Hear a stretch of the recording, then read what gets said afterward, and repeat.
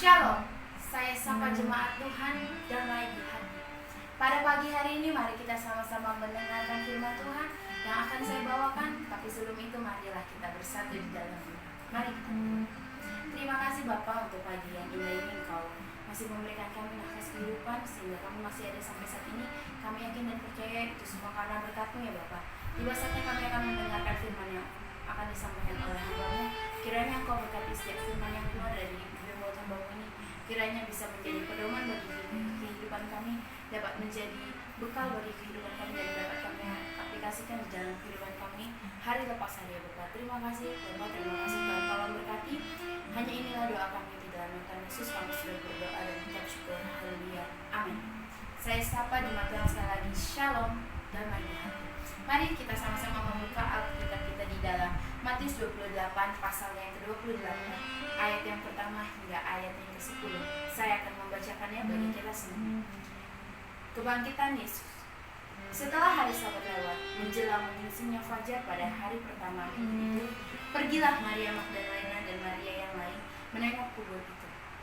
Maka terjadilah gempa bumi yang hebat, sebab seorang malaikat Tuhan turun dari langit dan datang ke batu itu dan menggulingkannya lalu duduk di atasnya.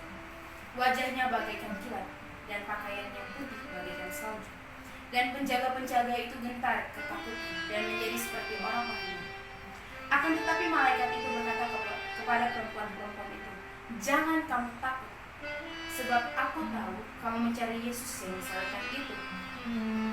Ia tidak ada di sini, sebab ia telah bangkit, sama seperti yang telah dikatakannya.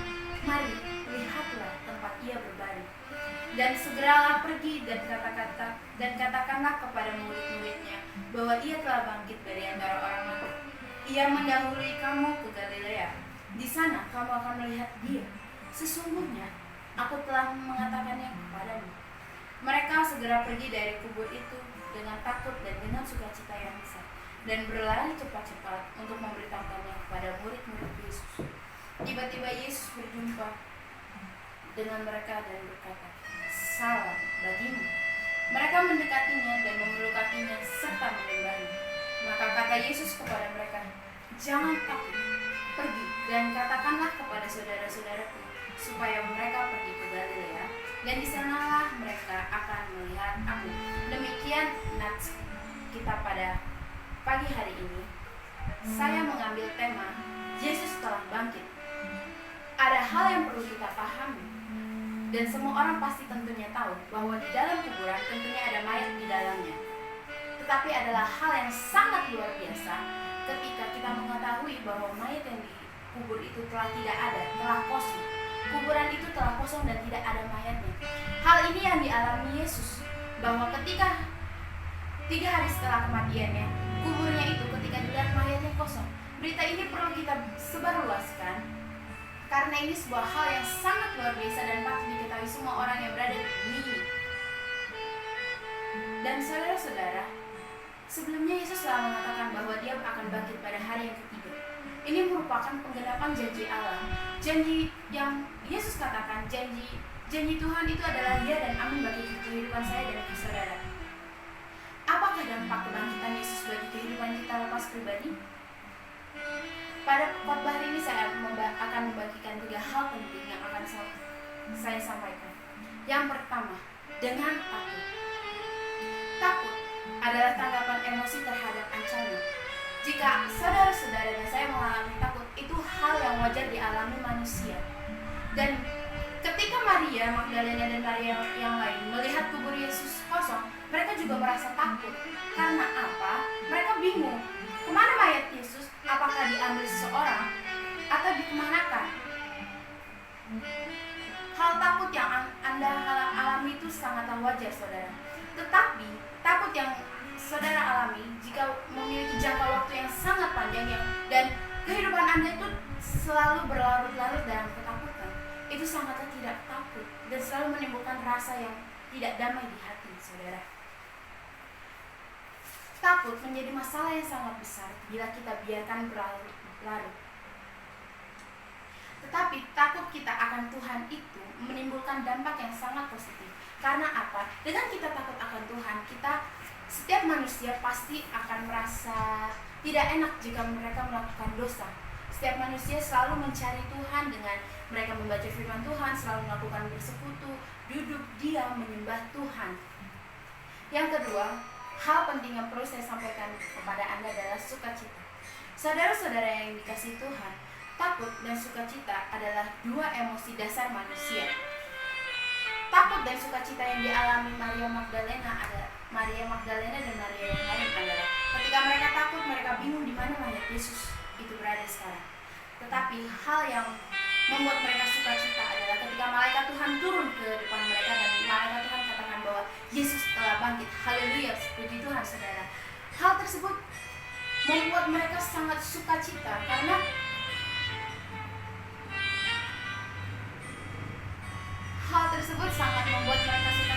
mereka ketahui bahwa mayat Yesus tidak diambil orang, melainkan mayat Yesus telah bangkit dan akan naik ke surga.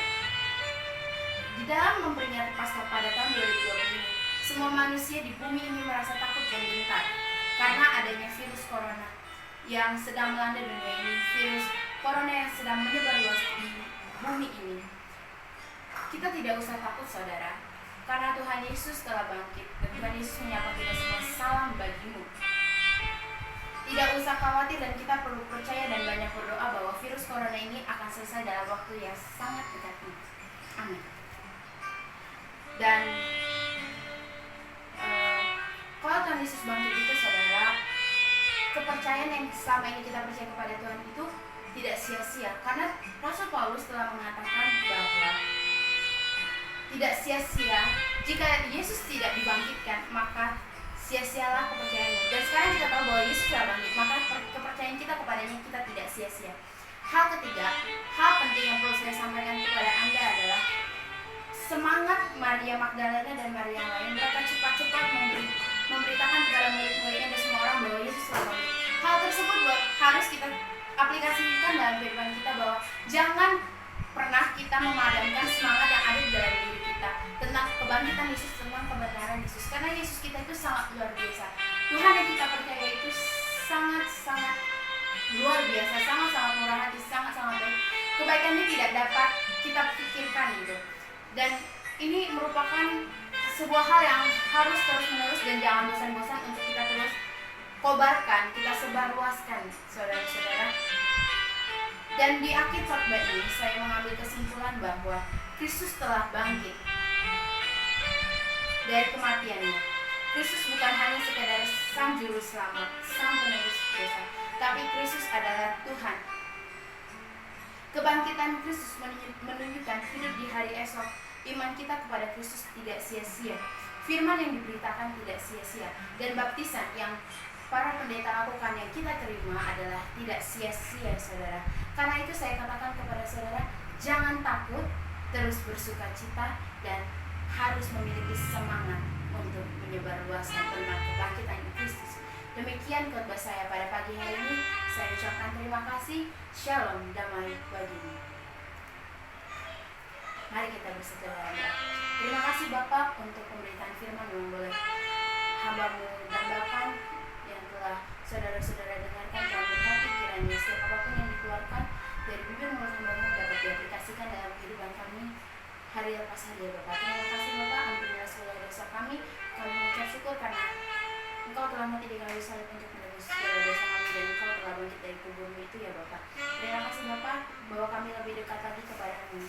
Kami di dalam nama Yesus kami segera berdoa dan ucap syukur. Haleluya. Amin. Shalom.